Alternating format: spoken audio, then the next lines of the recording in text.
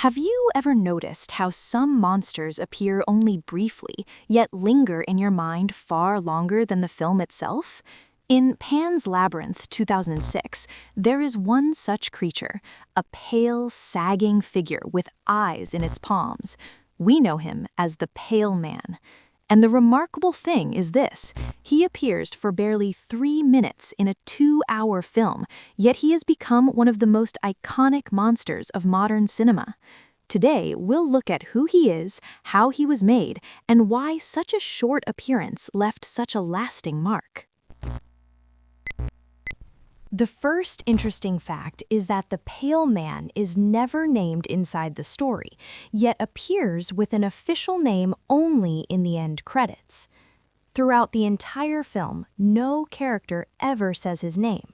Ophelia doesn't whisper it, the faun doesn't warn her with it, and the fairies don't speak it either. The creature exists without verbal identity, a presence without a label. But once the film ends, the credits quietly reveal his name, Pale Man, El Hombre Pálido. It's an unusual design choice, a monster with a name that the story refuses to use, and that choice wasn't an accident. Del Toro wanted him to feel like a fear that resists definition, a creature whose identity is left partially blank so the audience is forced to fill in the rest. The second interesting fact is that the eyes in his hands are a symbol of distorted, predatory surveillance. The Pale Man has no eyes on his face. Instead, he must lift his hands to see, a deeply unnatural gesture that feels more like a ritual than a movement. This image draws from several sources: the Japanese yokai Tenome, the iconography of Saint Lucia, and the unnerving figures in Goya's paintings. But the meaning becomes clearer later. Del Toro once explained that the Pale Man represents a system that sees only what serves its hunger, a power that watches not to protect, but to consume. The creature's hand eyes show us what surveillance looks like when compassion has been stripped away. The third interesting fact is that he preys only on children, a choice rooted in real historical violence. All around his chamber lie piles of little shoes, silent reminders of the young lives taken before. The imagery recalls Holocaust memorials, where shoes became symbols of innocence erased. During his short appearance, the tension builds toward a moment when he begins to pursue Ophelia. The chase consumes only a brief segment of the scene, yet it is frighteningly focused, as if the creature sees no one else. Why children? Del Toro drew from the legacy of Franco's Spain, a time when authoritarian power often targeted the youngest and weakest first. The Pale Man's hunger mirrors that history, a system consuming those least able to resist. The fourth interesting fact is that his unsettling movement comes directly from the limitations of the actor, Doug Jones. Doug Jones is remarkably tall and remarkably thin, a combination that allowed prosthetics to exaggerate his proportions in ways that feel almost anatomically impossible. But what shaped the creature most was how little Doug could actually see. Inside the suit, his vision narrowed to a faint sliver through the nostrils, barely enough to sense shapes in front of him. His wavering steps, the tentative tilt of his head, the way his arms drift rather than swing, these were responses to real disorientation, not choreographed movements. The suit created the monster, and the actor's struggle gave it life. The fifth interesting fact is that his walk was designed to resemble a starved old man rather than a child. Some viewers compare his uneven steps to a toddler's gait, but that wasn't the intention. Del Toro asked Doug Jones to move as if he were an older man who had once been heavy but had starved for so long that his skin now hung loosely from his bones. This direction shaped everything: the shortened steps, the hunched posture, the way the arms seemed to sway like excess skin. Only later does the symbolism settle in. The creature moves like a hunger that has outlived its own strength, a fading authority that still devours. The sixth interesting fact is that the food on the pale man's table was entirely real, and it decayed throughout filming.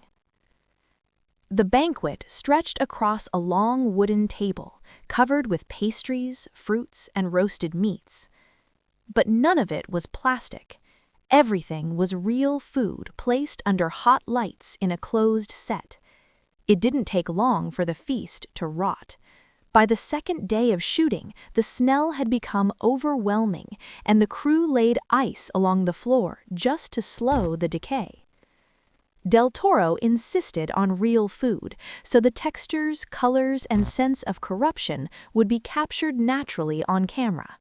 The grotesque realism wasn't added later, it was already happening in the room.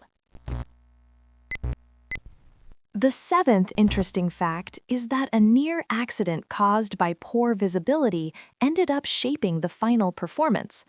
With almost no usable vision, Doug Jones sometimes drifted dangerously close to props. In one take, he nearly collided with a wall fixture before the crew managed to catch him. But the stumble looked strangely perfect, fragile, directionless, and threatening all at once. Del Toro kept the moment in spirit, letting the creature's unsteady movement define his presence. True unease, it turns out, can come from a body genuinely struggling to stay upright. The eighth interesting fact is that Del Toro considers this scene one of the most complete he has ever crafted. From the moment Ophelia enters the chamber, the film slows into a kind of ritual. A long stretch of silence builds tension, followed by a careful lingering over the forbidden feast. And when the pale man finally rises, the chase unfolds in a burst of sudden, precise fear. None of it lasts long, but every moment lands where it needs to. Symbolism, pacing, visual language, and sound, all locking together with unusual clarity. Del Toro once said that this sequence contains the entire message of the film, compressed into a single encounter. The ninth interesting fact is that the pale man delivers one of the strongest impacts per second of screen time in modern cinema. He never speaks, he barely makes a sound, and he appears for only a fragment of the film.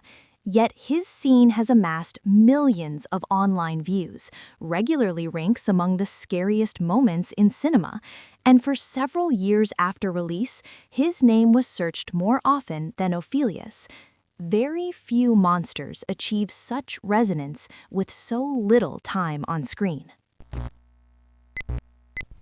The 10th interesting fact is that Del Toro intentionally left the pale man unexplained. There is no official lore about his origin, no canonical explanation of his role, no definitive answer to why he sits, waits, and consumes.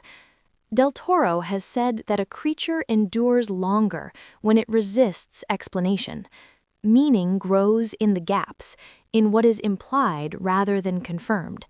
And that is why the pale man still endures. His silence, his ambiguity, his unanswered questions have allowed him to live in audiences' imaginations for nearly 2 decades.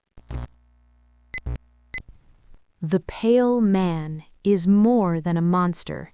He is a symbol shaped by history, a body shaped by limitation, a scene shaped by meticulous craft, and a mystery shaped by deliberate restraint. 3 minutes on screen, but an afterimage that lasts far longer than the film itself.